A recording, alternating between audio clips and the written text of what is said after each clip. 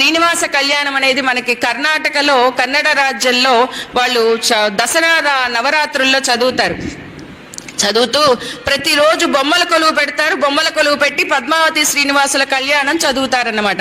ఆ చదివేటప్పటికి వాళ్ళు చెప్తూ ఉంటారు, అక్కడ దొడ్డవలిగే మక్కలిల్ల మత్తె మదివె మాడితేవు అంటే పెద్ద భార్య ఉందండి, మా అబ్బాయికి ఇంతకు ముందే పెళ్ళయిందండి, పెళ్ళయింది కానీ పిల్లలు లేరు గనక మళ్ళా వివాహం చేస్తున్నాము అని వకులమాత ధరణీదేవికి కొంచెం సాంత్వనని చేకూరుస్తుందన్నమాట.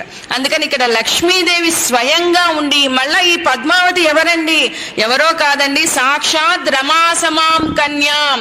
ఇది శ్రీనివాసుడే స్వయంగా వకులమాతతో చెప్తారు.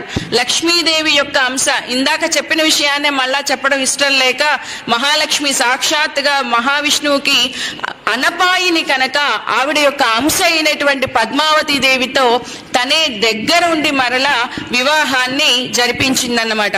ఈ